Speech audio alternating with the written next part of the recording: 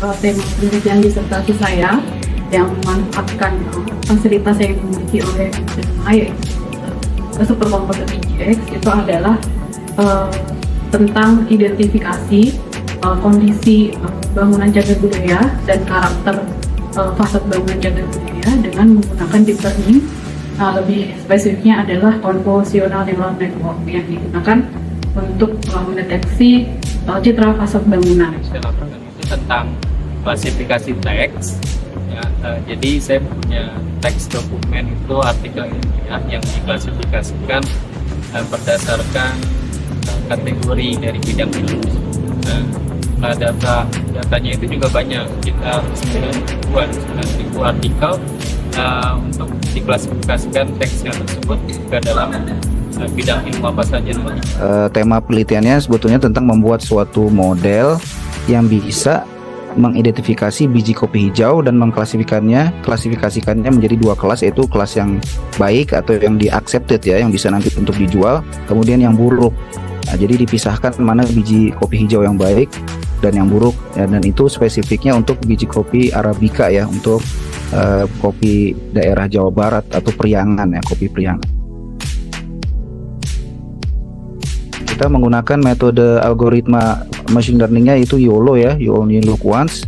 Kita bandingkan antara 3 versi YOLO ya, yang versi 5, 6, dan 7. Kemudian menggunakan citra kopi ya, jadi citra kopinya kita ambil sendiri, ukurannya sekitar 400 kali 400, dan itu kita punya data 10.000. Yang data 10.000 itu juga kita gunakan pengolahannya juga menggunakan DGX itu ya, 10.000 citra kopi. Pada mesin DGX sih pasti inputin datanya di mesin DGX itu. Jadi kita upload data kita itu yang sudah data, kemudian proses pre-processing teksnya juga dilakukan di DGX, kemudian buatan arsitektur modelnya juga dilakukan dimodifikasi di DGX juga. Kemudian terutama dalam proses training datanya ya, training dan latih datanya itu dilakukan di DGX, karena di DGX-nya juga mesinnya lebih cepat ya, jadinya dengan data yang banyak kita melakukan proses trainingnya bisa sampai mendapatkan hasil dari modelnya itu, dari validasi akurasinya dan sebagainya, sampai dilakukan proses testingnya juga dilakukan di DGX. Alhamdulillah saya dapat infonya langsung dari pengelola ya DGX. Saat itu sudah disosialisasi dari pihak pengelola DGX kepada para peneliti khususnya yang sedang tugas akhir. Nah, dan saya waktu itu kesempatan untuk disertasi, jadi sudah disampaikan secara sosialisasi dan dapat diakses melalui website yang sudah disediakan. Ya, pertama kami memang dapat info dari promotor kami ya, pembimbing kami. Kemudian juga diarahkan ya dari info-info dari teman-teman lain yang juga mahasiswa lain yang juga meneliti yang terkait dengan kebutuhan DGX ya, baik machine learning maupun artificial intelligence, dan juga melalui website ya, websitenya DGX itu ya, yang saya lupa ya websitenya apa. Saya juga melihat di situ karena diberitahu oleh teman-teman yang sudah mengikuti pelatihan sebelumnya begitu ya. Nggak pernah mendapatkan kendala, yang penting ikutin prosedurnya. Kalau misalnya diminta untuk mengisi form atau proposal, diminta ikuti saja prosedurnya, nanti pasti akan mudah juga kalau nggak ada kendala dalam pengajuan. Kendala pengajuan alhamdulillah tidak ada, karena pada saat itu proposal sudah masuk dan sudah sesuai dengan ketentuan yang disyaratkan oleh pihak pengelola DGX. Namun pada saat penggunaannya mungkin ada beberapa waktu tunggu yang perlu kami lakukan, terutama terkait dengan pada saat itu maintenance mesin DGX-nya.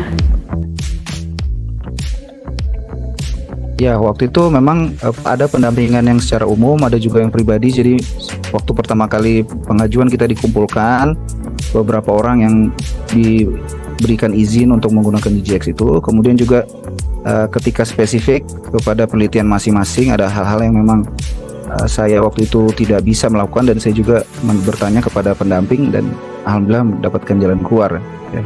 Jadi cukup baik juga pendampingan. Pendampingan diberikan ya, jadi kebutuhan yang kita perlukan, misalkan library apa yang dibutuhkan itu di dalam yang kita butuhkan untuk mengelola model, kemudian klasifikasi itu library yang dibutuhkan tinggal bilang saja, nanti didampingi dan dibantu untuk prosesnya. Untuk peneliti lainnya, mungkin ini saatnya memanfaatkan fasilitas yang sudah diberikan oleh pihak universitas ya, terutama untuk penelitian di bidang teknologi informasi atau IT untuk pengolahan data yang jumlahnya cukup banyak. Kemudian proses trainingnya juga mungkin membutuhkan waktu yang lebih besar ketika menggunakan superkomputer atau komputer lainnya, tapi dengan DJX ini bisa lebih cepat prosesnya. Jadi ini sangat membantu, jadi tolong memanfaatkan sebaik mungkin. Ya baik, menurut saya nih DJX ini terutama yang disediakan oleh Universitas Gunadarma, terutama untuk Sivitas Gunadarma sangat membantu sekali ya. Jadi yang tadinya saya juga sebetulnya di penelitian ini menggunakan juga dua ya, satu adalah dengan Google Colab dan juga dengan DJX. Dan di Google Colab itu kan sekarang yang free itu terbatas ya. Mungkin untuk data saya sebetulnya yang data 10.000 citra itu sangat terbatas sehingga tidak bisa secepat itu. Nah dengan adanya DJX ini alhamdulillah dia mempercepat ya, karena memang kita disediakan RAM sekitar 20 GB dan sebagainya, dan memang itu dikhususkan penggunaannya untuk hanya beberapa orang saja, beda dengan Colab yang penggunaannya di-share ke banyak orang. Jadi sebetulnya sekarang penelitian dengan adanya DJX ini, penelitian mahasiswa atau siapapun yang butuh, yang mungkin orang Gunadarma atau yang bekerja sama dengan Gunadarma, ini membuka peluang penelitian-penelitian baru dan kemudahan dalam penelitian. Jadi saya kira ini sangat membuka kesempatan bagi orang untuk yang tadinya kesulitan dalam meneliti hal-hal tertentu yang terbatas dengan mesinnya yang untuk menjalankan, terutama yang terkait dengan citra dan sebagainya. Saya kira dengan DJX ini sangat bisa terbantu ya dengan adanya ini. Kesannya baik ya, dan juga penelitiannya juga jadi lebih baik karena di situ juga saya membandingkan menggunakan DGX dan tidak menggunakan DGX. Salah satunya sih yang saya pakai Google Colab, itu juga saya pakai yang berbayar, itu masih jauh lebih cepat dibandingkan dengan Google Colab, dibandingkan dengan DGX yang saya pakai. Jadi selain proses training yang lebih cepat, jadi penelitian yang dilakukan juga cepat, lebih memangkas waktu. Ya betul, saya sebetulnya ini sangat senang sekali bisa menggunakan DJX ya. Jadi pada ketika itu di penelitian saya sudah sampai suatu tahap gitu ya, kemudian baru kita bisa menggunakan DJX, ada kesempatan untuk mendapatkan DJX. Kemudian akhirnya kami ketika menggunakan DJX itu bisa, tadinya kan hanya menggunakan YOLO ya Mbak ya, kemudian dengan DJX kita tambah, jadi ada namanya pre-processing yang optimizer untuk yang optimize si kerja YOLO, yaitu menggunakan genetic algorithm. Nah jadi tadinya prosesnya hanya menggunakan YOLO, ini ditambah lagi satu metode, sehingga dengan ada DJX ini yang sudah cukup kuat ya untuk komputasinya, ya tidak terasa ya, tidak begitu lama gitu pengolahannya, tidak sampai harus berhari-hari, sudah bisa yang untuk kasus saya terselesaikan dengan waktu yang relatif singkat begitu. Jadi saya terima kasih sekali